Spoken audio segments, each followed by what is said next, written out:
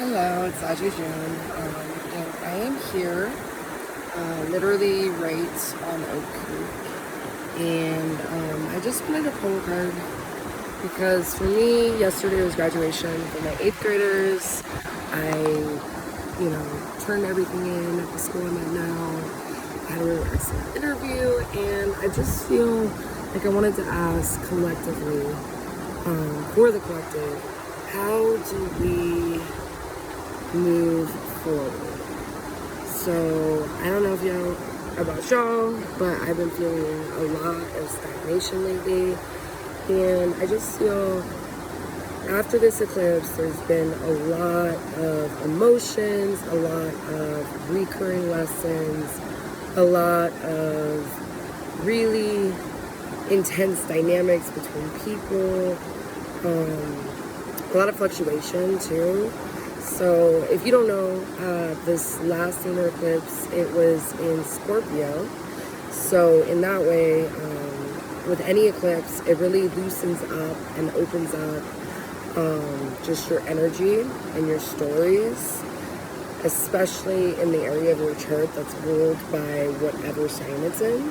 So this year we have both Taurus and Scorpio eclipses.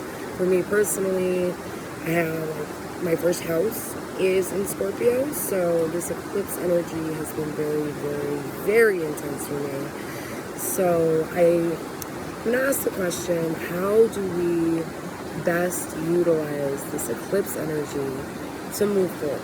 Alright, so I'm with my Lantern Oracle deck, which is a shadow deck.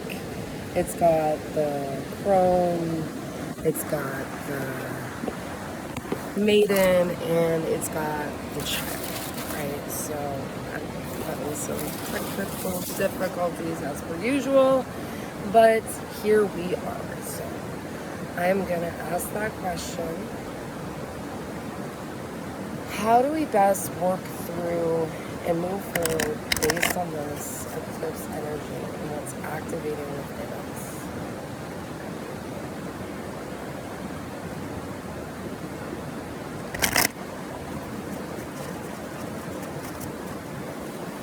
Alright, Batman.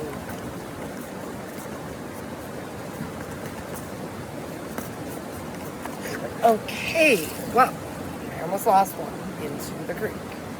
Okay, so we have, and this actually is quite apt considering that we just were in a Scorpio eclipse, but we have number 25, which is emotional energy. So as you can see on this card, there are a myriad of colors.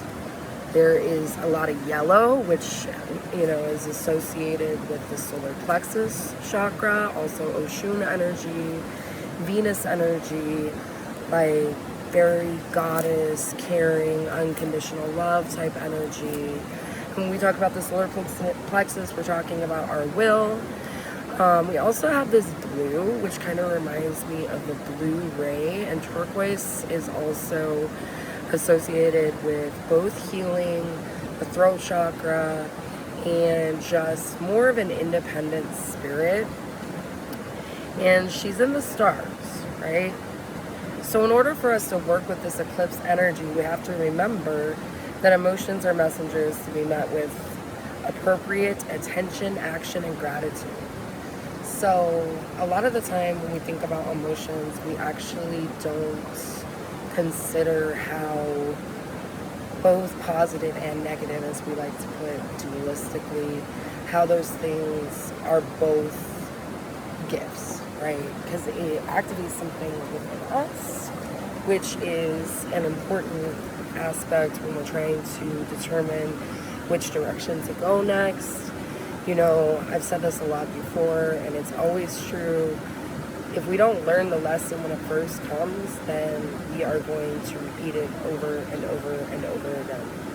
And so we no longer need that lesson. So let me go into the book and see what number 25, 2 plus 7 is, or 2 plus 5 is 7. Let me just jump to the answer, which is also associated with our divine essence and our essential self. So, I went right to it. Emotion is energy. Each emotion vibrates somewhere different along the spectrum of low to high frequency. The positive emotions have a higher energetic frequency, and they are light and vibrant.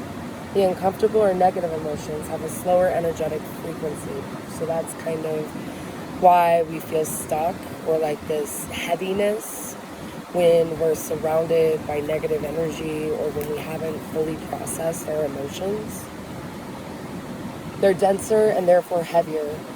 Calm is neutral and located at the center of the spectrum. It is our optimal homeostatic setting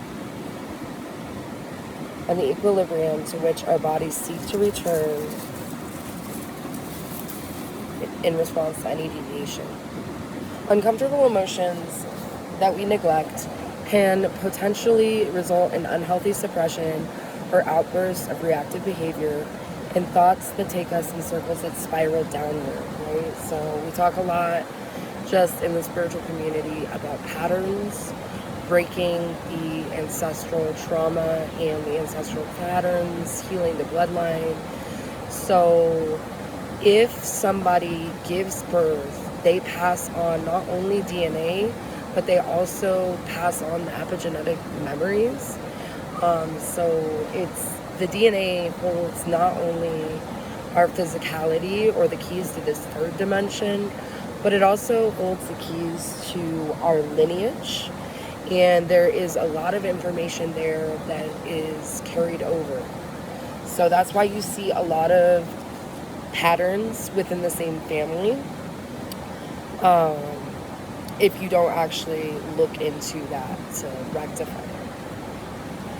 These are frequent and unfortunate consequences that are to inaccurately thinking that some emotions are bad, wrong, or without value, right? We talked about that already. Emotions are, by nature's design, our necessary frontier allies. Their roles are to assist us in surviving and thriving. However, until we work effectively with them, the second remains an unrealized potential. The messages our emotions communicate to us are important and worthy of being made a priority. They are the body's way of talking. When we adequately engage with our emotions, they can function as the keys that revitalize the healthy flow of our vital life force. Essentially, emotions are the gateway to our inner child. So, inner child work that also comes into that ancestral feeling. It comes into those patterns. In order for us to move forward, we always have to look at what caused our emotional disposition to begin with. What are we actually afraid of, and how have we been programmed to maneuver and to limit our own selves and to continue in those same patterns?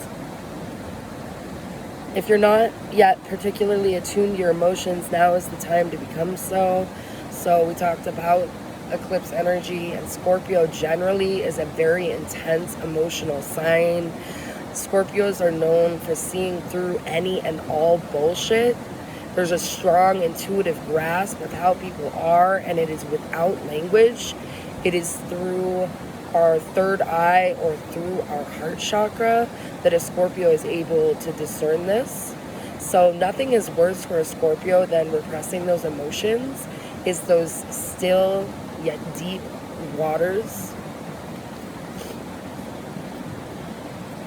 Start by frequently checking in with how you feel and making a note of it in your journal at least 3 times a day.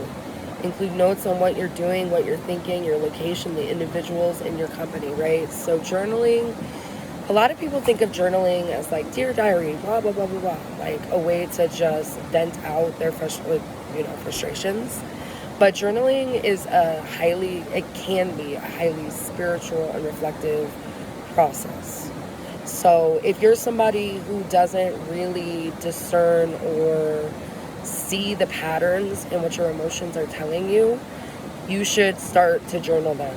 You should write things down. You should bring in details. It doesn't always have to be a completely observational situation, but just write down what you're feeling, what's going on, and why. Because that'll help you determine the pattern. And once you determine the pattern, you're going to be able to rectify or work through it. After a week of recording these aspects, look at your answers. Color code your emotions to notice the patterns and themes, right? That's a really great Virgo activity. Not just Virgo, but you don't have to do that if that's not how your brain functions. Take the dominant emotion that you've experienced over the week and invite it to write you a letter. So this is another thing, is that we're able to channel our own and other people's emotions if we're really open and receptive to that. So sometimes it's good to flip the script, just like they do in therapy, where one person pretends to be the other, etc., so that people can get out how they're feeling. Do that with your own emotions. It's a very effective process. Place the hand you do not write with over your heart and jot down what the emotion has to say. Then write a letter back with compassion and gratitude toward the message the emotion has given you, right? We really are in a moment, and it's been for a while now, but we have entered a different timeline wherein it's not so much about trying to put things into either or categories. We're more into an and, beyond, transcend the duality. Because the duality, the binary, that is the system's way of programming us and of keeping us in a state of fear that can be fed on, as opposed to a state of unconditional love. That is what the crux of shadow work is. And the way for us to really begin to look at that shadow and to zero in on who we are is to really witness our own emotions. To feel the full potential that emotions have to transform the way you experience life, make this journal exercise a regular and ongoing practice. The featured guardian's emotional maturity shines from her as white light. The white light is associated with the crown, which is the collective. It is that divine spark, that understanding that separation is an illusion. She has learned to master her emotions by creatively directing their energy into realizing her desire. She has shown up to assure you that your emotions will work in your favor once you become aware of and respond appropriately to their true message. So the message, the guardian, right? What she is saying to us, I will show you her one more time. So what she's saying is, shooting the emotional messengers for containing news that you do not like or want is an effective way of shooting yourself in the foot. The job of emotions is to help you navigate your life safely and successfully. Let them, right? So how do we work with this energy? We go to the water. We replenish ourselves. I'm only half joking, because for me, being in nature, especially in this shady area, with the sound of the water right next to me, is exactly what I needed to replenish myself from just the overbearing windowless classroom I just came from. So really look at yourself. Write things down. Work through them. Don't continue on the same journey. Just rectify them. Change your life, change your mind, change your pattern. Alright, so before I leave, I just wanted to show you guys how to do this.